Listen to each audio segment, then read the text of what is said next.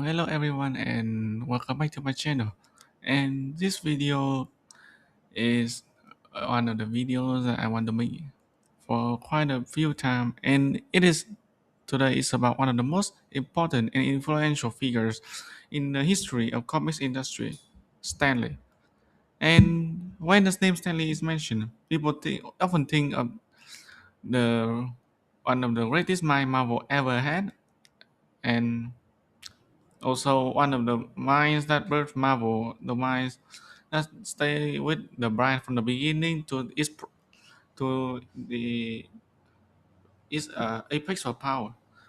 However, Stanley, alongside that, is also widely considered one of the most polarizing and controversial figures in the comics industry.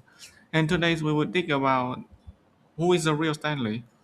And firstly, we will talk about his life.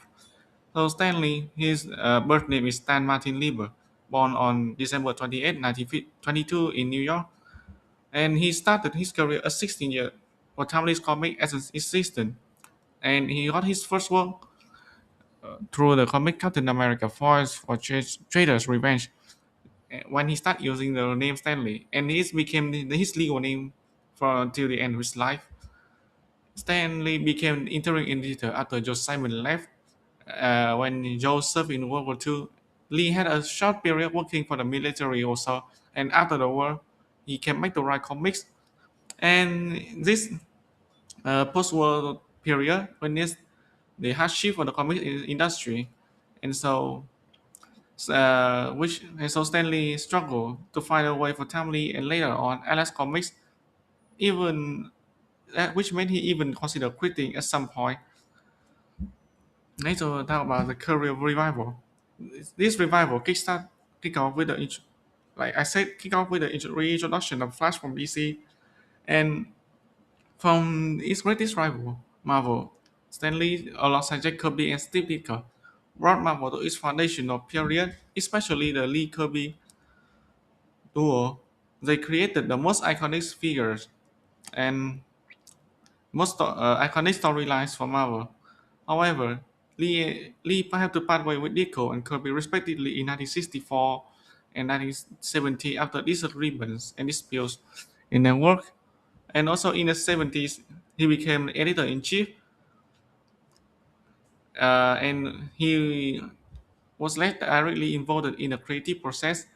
And in the 80s, he left the company to pursue the filmmaking career.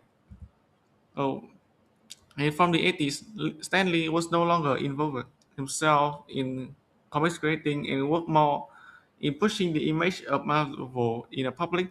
He constantly appeared in the mainstream products or MSU via Marvel movie cameos or interviews. So, and which resulted in that Stanley became the face of Marvel. He gained his own public recognition and adoration as a man of creativity, passion for the comics industry in general, and for Marvel specifically. And in 2018, Lee passed away at the age of 96, leaving behind a great and impactful legacy for generations of readers and comic creators. And we will move to the next, or maybe the most controversial part, the scene of the fraud. So, as I have mentioned before, Stanley is like one of the most polarizing figures in the comics industry, and the controversies around him often result to a question: is he as good as the man he portrays in the media? So, which led us to the two arguments. Stanley the Saint. This argument came from the ones who know Lee through interviews and into public Marvel marketing campaigns and movie cameos. They often know Stan as a man of creativity, passion, the genius behind Marvel's greatest figures. However, there's also the argument of Stan Lee the fraud or the fraud. This argument existed long in the comics industry, and it did not even ease now, even after Stan's death. This argument believed that Stan did not deserve the love from the public due to his alleged falls with former colleagues like Jacoby Astidico.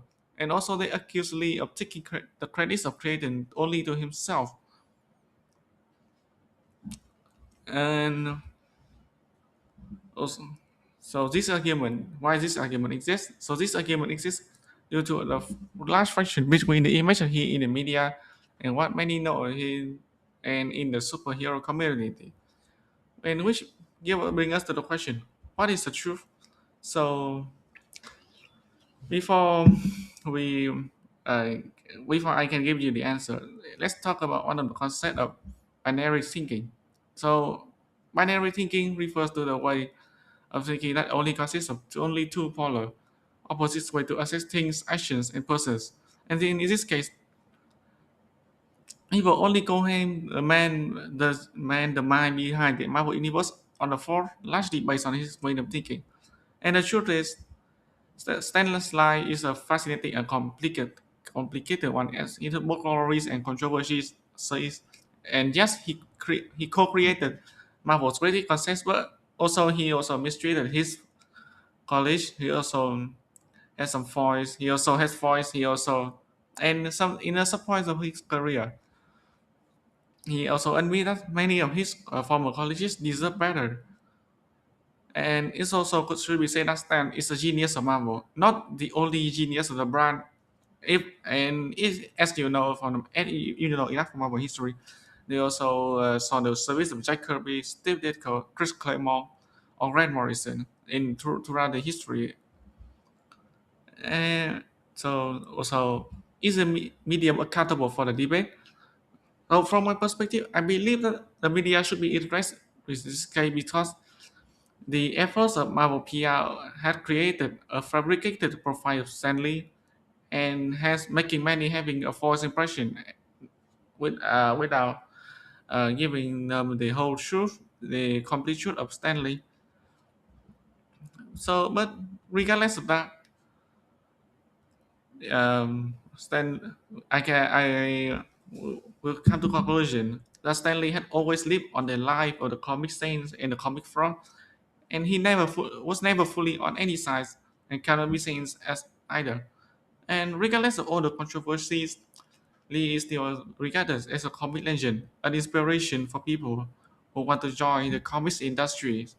And that is the end of my video. If you like the content I'm making, please like, share, and subscribe. And if you want to comment politely, please or discuss about the content I will make, please comment below and see you next time.